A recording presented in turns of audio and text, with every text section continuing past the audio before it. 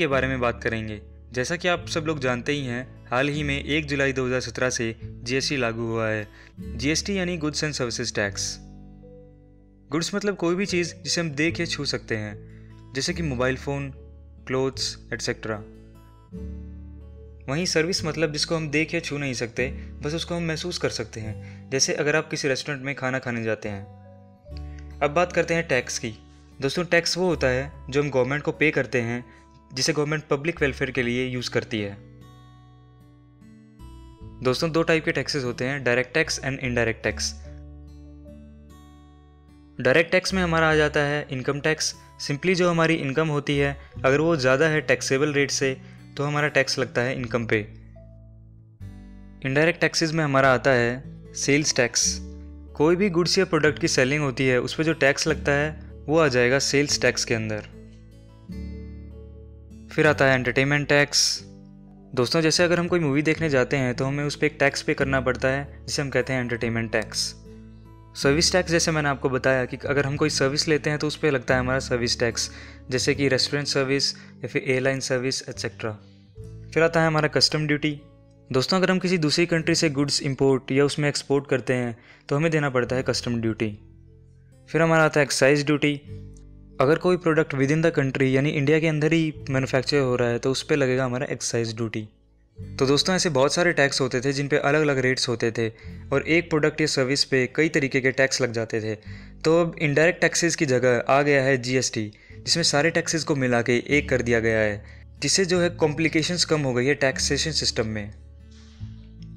दोस्तों, GST further 3 parts में divide किया गया है, एसजीएसटी, सीजीएसटी एंड आईजीएसटी। बात करते हैं जीएसटी कैसे डिफरेंट है प्रीवियस टैक्स सिस्टम से।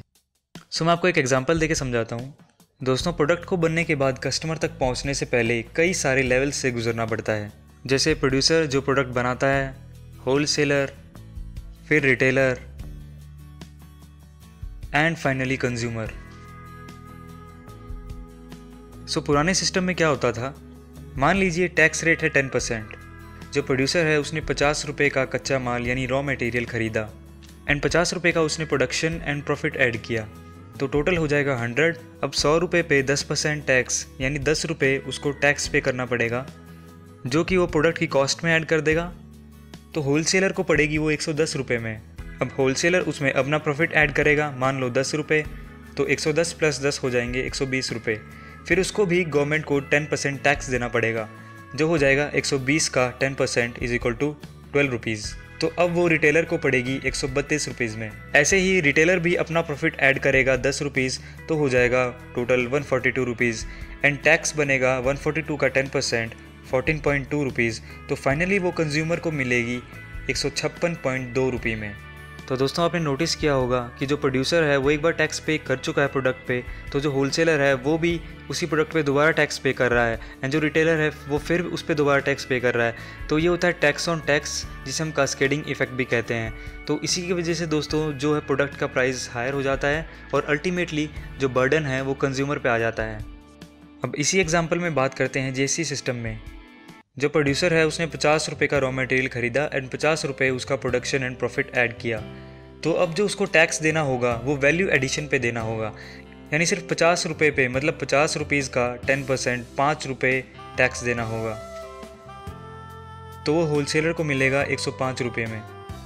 अब होलसेलर उसमें अपना प्रॉफिट ऐड करेगा 10 रुपये, जो हो जाएगा 115 रुपये, एंड उसको भी सिर्फ वैल्यू एडिशन पे टैक्स पे करना होगा, मतलब उसको 10 रुपये पे 10% यानी 1 रुपये टैक्स पे करना होगा। तो वो रिटेलर को पड़ेगी 116 रुपये में। अब सिमिलरली रिटेलर भी अपना प्रॉफिट ऐड करेगा, उसके बाद हो जाएगा 126 रुपये, एंड उसको भी सिर्फ वैल्यू एडिशन यानी प्रॉफिट पे ही टैक्स पे करना होगा, जो कि हो जाएगा 10 रुपये पे 10% यानी कि 1 रुपया। तो वो कंज्यूमर को पड़ेगी 127 रुपये में। तो देखिए दोस्तों, आप कंपेयर करके देख सकते हैं कि जो प्रीवियस सिस्टम था उसमें कस्टमर को जो प्रोडक्ट था वो पड़ता था 156 रुपये का, और जो करंट सिस्टम है जीएसटी सिस्टम है उसमें जो कस्टमर को जो प्रोडक्ट पड़ता है वो 127 रुपये का। तो इसमें लगभग 29-30 रुपये का फ़र्क आ गया है।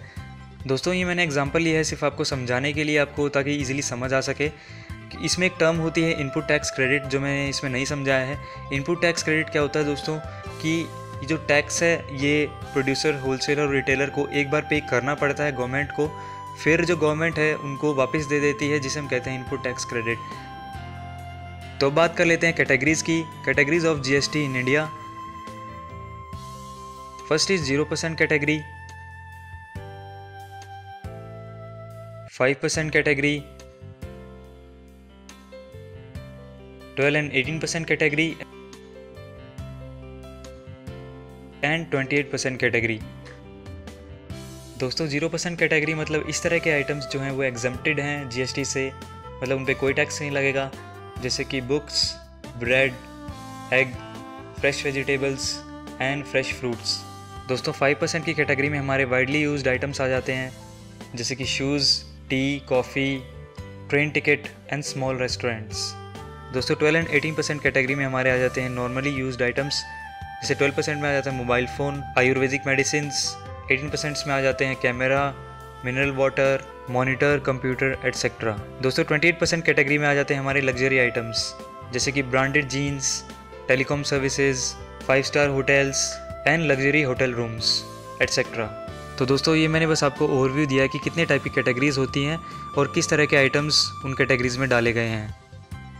तो बेसिकली यही था दोस्तों जीएसटी के बारे में।